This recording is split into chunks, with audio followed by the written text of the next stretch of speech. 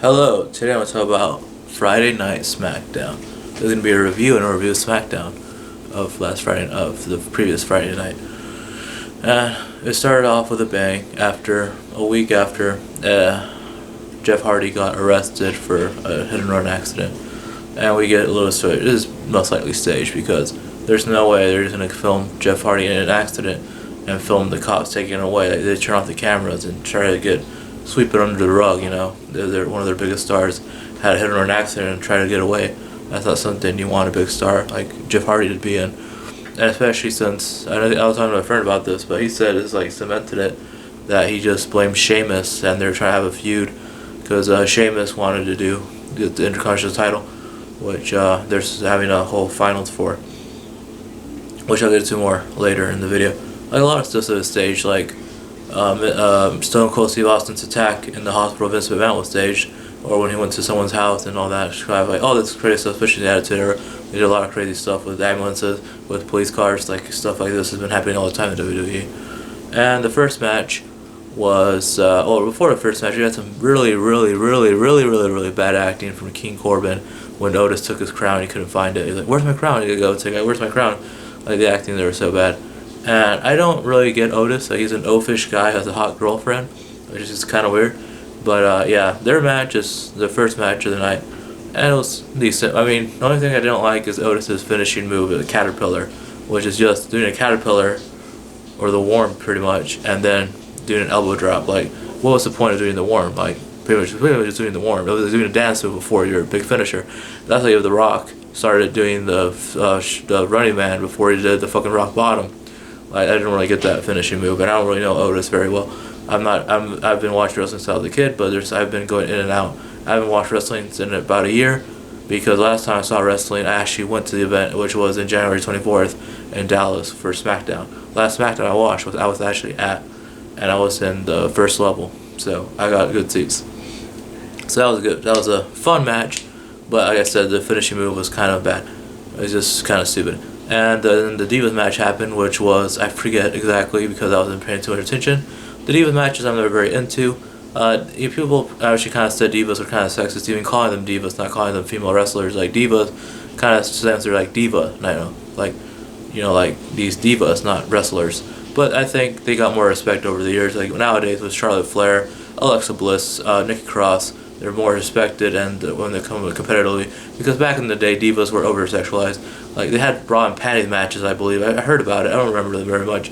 And mud wrestling matches. So the whole diva thing was more eye candy now, but they're more wrestling now. They don't have the bra and panty matches. They don't have the wet and wild, pretty much, mud wrestling anymore. But they actually fight and have their own division where they have the women's tag team championship, and they actually do wrestle. And there's some good wrestlers, like I'll get into later a little bit.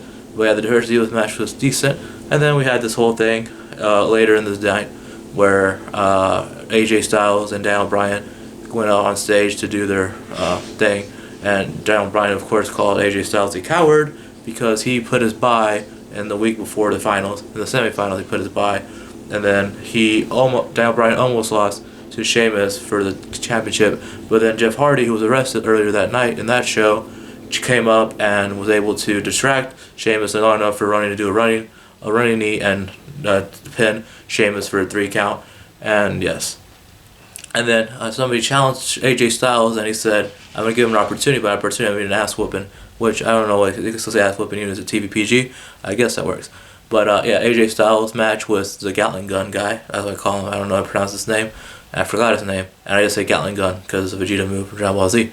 And they had a very fun match. That was probably the best match of the night. The thing about WWE SmackDown, I've been to a lot of SmackDown stuff. I've been to 3 or 4 SmackDowns, 1 WWE Live, 1 WWE Superstars, and I've been to also, when I saw SmackDown, they also taped WWE 205, which is their cruiserweight show. That's the only ones I've seen. I've never seen Raw, but SmackDown, from what I've seen, and I've been to their matches, they have a lot of great mat action. Like, the wrestling's always good. They always have fun things. The only pay-per-view I've ever been to, which Tables, Ladders, and Chairs, that was a SmackDown pay-per-view. Other than that, I've never been to pay-per-view, but the Tables, Ladders, and Chairs SmackDown pay-per-view was great. It had AJ Styles, it had Dean Ambrose, who was still around. It was like 2016. I think I've never seen Dean Ambrose. I still see Seth Rollins and Roman Reigns, but I never see Dean Ambrose anymore. I don't know what happened to that guy. I mean, all he does is like wear. I think he was like one of the least earning of the Shield, of the X Shield members. I mean, jeans and a T-shirt don't cost much, so you know. And yeah, but the action and the wrestling and the AJ Styles match of that night was really good, and that's probably the best match of the night. And I kind of had to go somewhere, so I didn't watch some of it, but I was able to watch the main event, which was the women's tag team Smackdown Tag Team Championships, which was Alexa Bliss, Nikki Cross, and Nikki Cross, and Alexa Bliss, and Sasha Banks, and Bayley.